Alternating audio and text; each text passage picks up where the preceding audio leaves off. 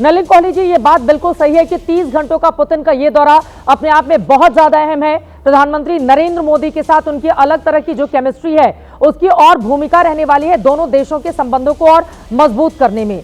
लेकिन यहीं पर अगर छोटी सी बात, मतलब चूंकि हम दुनिया के सबसे बड़े लोकतंत्र हैं और वहां पर अगर नेता विपक्ष को जगह मिल जाती है अपनी बात कहने के लिए तो शायद और स्थिति बेहतर नहीं होती, फिर कम से कम किसी को मौका नहीं मिलता इस पर टिप्पणी करने की। वो मौका क्या आप लोगों ने दे दिया है नलिन कोहली जी? नहीं, हमने नहीं दिया। मैं पहले दो बातें अलग कर दूं। जो राजनीतिक बात है बाद में रखें, कूटनीतिक बात करें या अंतर्राष्ट्रीय स्तर पे जो भारत और रूस के रिश्ते, उस पर कई लोगों ने बहुत अच्छा बोले। पिनाक जी बोले, शशांक जी बोले, केसी त्यागी जी ने कई चीज़ें बताई अनुभव से कि क्या सिस्टम है।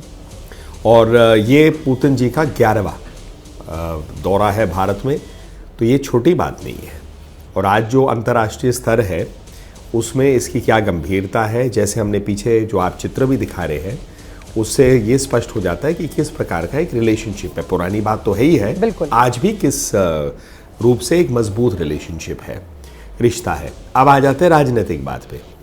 अभय जी ने कहा कि विदेश मंत्री को इस पे बोलना चाहिए। राहुल जी ने कुछ महीने पहले आरोप लगाया कि विदेश मंत्री गए थे राष्ट्रपति ट्रंप जी से मोदी जी के लिए न्योता मांगने के लिए, और सदन में स्पष्ट रूप से विदेश मंत्री जयशंकर जी ने कहा यह निराधार है, असत्य है।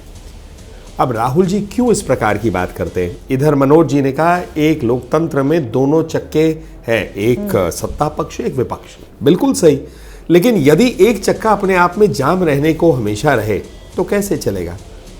आप इस प्रकार की बातें क्या करते हैं राहुल जी और उनकी पार्टी? जब सिंदूर हुआ, ऑपरेशन सिंदूर के बाद सारे देश विदेश गए अलग अलग पार्टियों के दल, कांग्रेस के भी वरिष्ठ लोग थे, वहां पर तारीफ क्या कर दी तो उनके किसी एक नेता से प्रश्न पूछने लग गए कि आप मोदी सरकार की तारीफ क्यों कर रहे हैं। तो मुझे लगता है कहीं ना कहीं राहुल गांधी जी को इस बात को स्वीकारना पड़ेगा। यदि वो एक अंतर्राष्ट्रीय स्तर पर अपने आप को उस रूप में देखना चाहते हैं तो उनकी वाणी, उनके शब्दों का चयन और किस प्रकार से वो चीजों को रखते, उन्हें और उनकी पार्टी को गौर करना चाहिए। हम नहीं है जो उनको ये एडवाइस दे सकते हैं, ना हम देना भी चाहेंगे। ये उनका अधिकार है, वो कैसे बोले कैसे। और इन नेता प्रतिपक्ष किस रूप से कौन कौन लोग इनसे पहले बैठे हैं उसका भी थोड़ा चयन कर ले।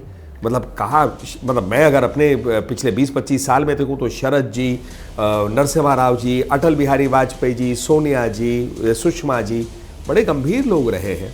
तो राहुल जी भी अगर अपने आप को एक गंभीर रूप से दिखाना चाहते हैं और अपने आप को मानते हैं तो उन्हें भी अपने शब्दों का और जो विषय उठाते उस पर गंभीर रूप से चयन करना पड़ेगा। ठीक है, अब मैं अभय दुबे जी से जवाब ले लेती हूँ। अभय दुबे जी, अब मैं चाहूंगी वो ग्राफिक्स भी हम दिखाते रहे जिसमें विदेशी मेहमानों से मुलाकात की राहुल गांधी की तस्वीरें सामने आई, चाहे नॉर्वे के विदेश मंत्री से मुलाकात हो, न्यूजीलैंड के पीएम से मुलाकात हो, मलेशिया के पीएम हो, बांग्लादेश की पूर्व पीएम हो, 2022 में उनकी मुलाकात हुई थी और उसके बाद 2019 में हमने देखा था G20 देशों के प्रतिनिधियों से सोनिया गांधी, मनमोहन सिंह की भी मुलाकात हुई थी। और ऐसे मतलब मेरे पास पूरी की पूरी लिस्ट है। लेकिन यहाँ पर एक और बात जिसका जिक्र अभय दुबे जी करना जरूरी हो जाता है, राहुल गांधी यकीनन इस देश के नेता विपक्ष हैं, उनकी जिम्मेदारी भी कहीं ज्यादा अहम है, लेकिन बड़े मौकों पर उनकी गैर हाजिरी भी चुभती है। अब जरा बताइए, 15 अगस्त 2025 को लाल किले पर स्वतंत्रता दिवस देश उसको सेलिब्रेट कर रहा था, एलओपी की वहां पर राहुल गांधी की मौजूदगी नहीं थी। 24 नवंबर 2025 को सीजेआई सूर्यकांत का शपथ ग्रहण था। आप सोचिए कितना बड़ा ये मौका था, वहां पर उनकी गैर मौजूदगी थी। और इसके अलावा खुद कांग्रेस के स्थापना दिवस में 136वां जब मनाया जा रहा था तो उसकी भी एक लंबी फहरिस्त है अभय दुबे जी। तो कहां कहां गिनाए कि जहां पर संवैधानिक पद पर बैठे हुए व्यक्ति को मौजूद रहना चाहिए वहां से वो गैर हाजिर होते हैं, फिर जहां नहीं बुलाया जाता है वहां पे कहते हैं भैया क्यों नहीं बुलाया गया। देखिए, इसी विषय पर रहते हैं हम, नहीं तो मैं लंबी फहरिस्त गिना सकता हूं कि भारत पर जब इतना बड़ा आतंकवादी हमला हुआ तब मेरे देश के प्रधानमंत्री ऑल पार्टी मीटिंग अटेंड करने की बजाय बिहार चले गए राजनीतिक रैली को संबोधित करते हुए। एक लंबी फहरिस्त है, उस डिबेट में मैं नहीं जाना चाह रहा। इस डिबेट के 3 एस्पेक्ट्स हैं जो अभी हमको दोनों हमारे विशेषज्ञ लोगों ने, शशांक जी ने बताया, पिनाक जी ने बताया कि या तो एमईए इनिशिएट करता है तब वो मुलाकात तय करता है, या खुद फॉरेन डिग्निटरी इनिशिएट करते हैं और मुलाकात हो जाती है, या खुद राजनीतिक दल या नेता प्रतिपक्ष इनिशिएट करते हैं और मुलाकात संभव हो पाती है। तो पहली दो बातें तो साफ है कि एमईए ने तो इनिशिएट नहीं किया कि मुलाकात हो, एक बात तो स्पष्ट हो गई। दूसरी बात यह है कि अगर वहां ये चर्चा उन्होंने इनिशिएट भी की तो हो सकता है कि ये बात आई हो कि भारत की सरकार नहीं चाहती, या कांग्रेस पार्टी या राहुल गांधी जी ने इनिशिएट किया और उन्होंने ये तर्क दिया कि भारत की सरकार नहीं चाहती, या उनका और भी जहां विदेश गए हों वहां का अनुभव हो। जब हम बात कर रहे हैं तो ऑपरेशन सिंदूर की बात की, तो कुछ बातों को हमको, चूंकि हम प्रतिपक्ष हैं और हमको दायित्व दिया है देश की जनता ने कि आप सरकार का मार्ग प्रशस्त कीजिए। मुझे इस बात का गंभीरता से एहसास है कि इन सारी बातों के साथ हमको ये बात करनी चाहिए कि जब ऑपरेशन सिंदूर हुआ तो रशिया ने, जो हमारा ऑल वेदर अलाई था, फॉल्स इक्विवेलेंस पर पाकिस्तान और भारत को साथ खड़ा कर दिया। इतना ही नहीं, 15 सितंबर को जो क्रेमलिन नोट जारी किया है, पुतिन साहब क्या कहते हैं? वो कहते हैं पाक हमारा प्रायोरिटी पार्टनर है साउथ ईस्ट एशिया में और एशिया एज ए होल।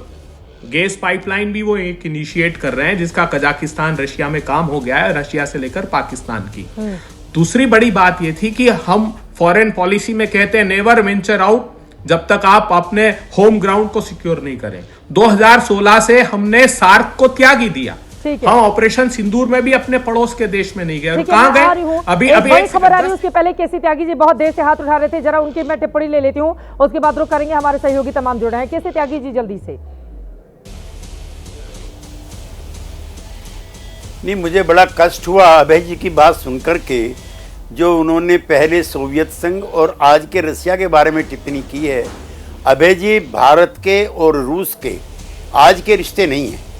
1947-1952 से लेकर के पंडित नेहरू से लेकर मिसेस गांधी तक, और बांग्लादेश बनता ही नहीं अगर इंदिरा गांधी ब्रेजनेव पैक्ट ना हुआ होता।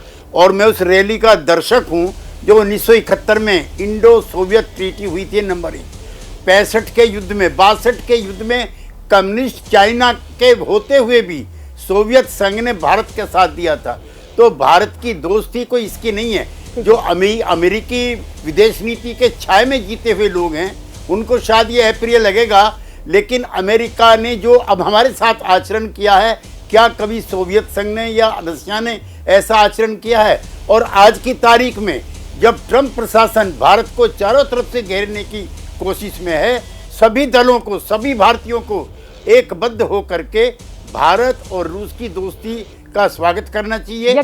प्रधानमंत्री और पुतिन के बीच में जो करार हो रहे हैं वो स्वावलंबी भारत की नींव रखेंगे।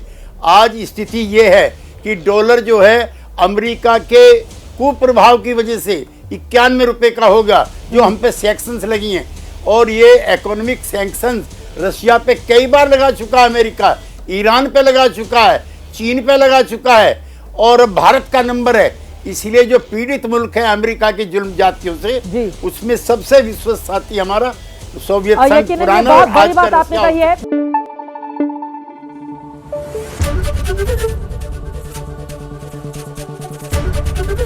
एबीपी न्यूज आपको रखे आगे।